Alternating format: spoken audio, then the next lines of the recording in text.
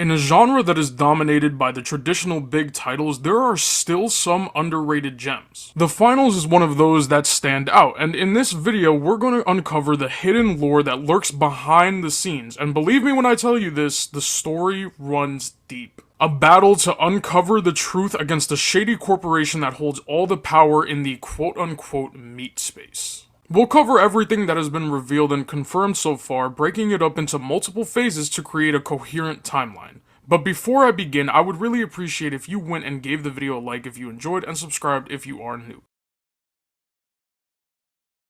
We begin with the past era, where we'll first briefly establish how the Finals game show came to be. And I really mean it when I say briefly, because as of right now, we have very little information for this phase. All we really know is that Multico, the company that oversees and owns the Finals game show, was founded in 1982. It's also generally assumed that the system used for the games, the MucoDOS, otherwise known as the Multico Disk Operating System, was also founded in this decade. And honestly, that's it. From a factual standpoint, that is all that is given to us for this part of the story, but it does tend to make me speculate about potential events during this time. After all, this was the decade that virtual reality underwent a whole movement to be developed, but maybe we'll talk about that more in a future video. So instead, let's move on to where the real action unfolds. We are the Echo, true and free.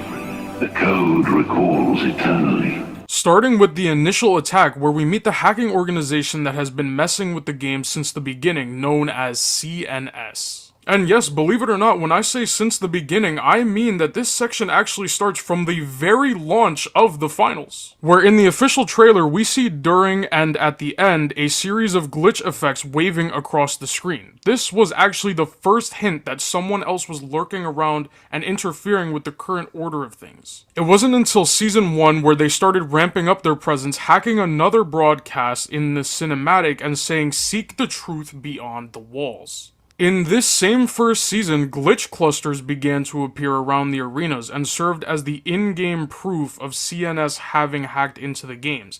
And the question that was on everyone's mind was, how did they do it? But before getting into that in the next season, we need to talk about what they actually managed to do with this hack, which is leak Multico documents. Ahead of the new season release, on Reddit, a user named Arcus, presumably one of the members of CNS, revealed classified Multico documents to the world, featuring interesting details like S-lies and L-lies quotes. The S in the S-lies quote likely stands for Sophia, seen as they are mentioned in the same document, and this other post from Arcus saying Sophia lies. And if you're wondering who Sophia is, Sophia Petronell is the CEO of Ospuz, a company based around an energy drink they developed called Projuice. Which, fun fact, announcer Scotty is actually addicted to this energy drink. Time for an Ospuz Projuice. You actually drink those? Wouldn't want Sophia to hear you say that. And as for the L in the L-lies quote, there are really no leads or confirmations as of now, so we just have to leave that one put. On to Season 2, a whole new issue is arising, and CNS is making bigger moves. Having successfully infiltrated the game show, they began putting their goals in motion to change the game, with a whole variety of changes, including a new arena, new equipment, and even a new game mode.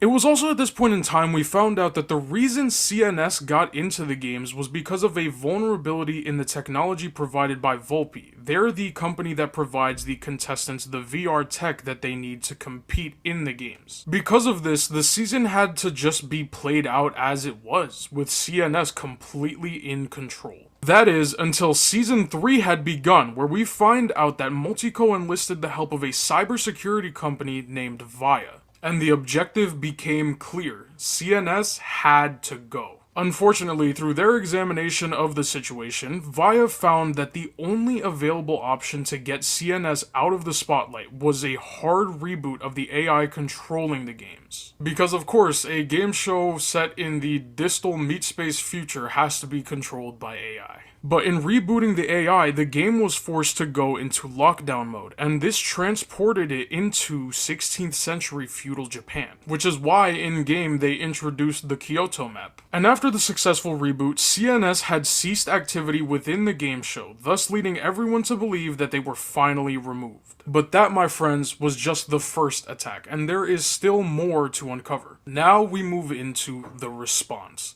After everything that happened over those 3 seasons, you'd expect there to be an equally powerful response by the showrunners. And they did indeed set things straight, because ahead of season 4, Multico sent representative nicknamed Merciless Marcel to consult with the show sponsors and take CNS quote-unquote out of the spotlight. Which for the most part actually ended up working. Marcel was able to make the sponsors the center of attention, which effectively separated CNS from the shows, at least temporarily. Which I actually want you guys to remember, because in researching for this video, I found that this response actually gets overlooked quite a bit because of how subtle it's delivered. But anyways, the only reason this plan was temporary is because even though for a bit of time CNS remained dormant, in late season 5 that actually changed, when they once again took control of the show and caused disruptions throughout the arenas. This went on until CNS began their next phase, where they launched an intrusion attack by taking assets away from the Hydra Q sponsor in season 7, which effectively allowed them to take their place. And this is where what I told you guys to remember actually comes back. You see, there is one specific voice line from the lore cinematics that actually makes what Multico's response was seem a lot more clear. As planned, some doors are left unlocked on purpose.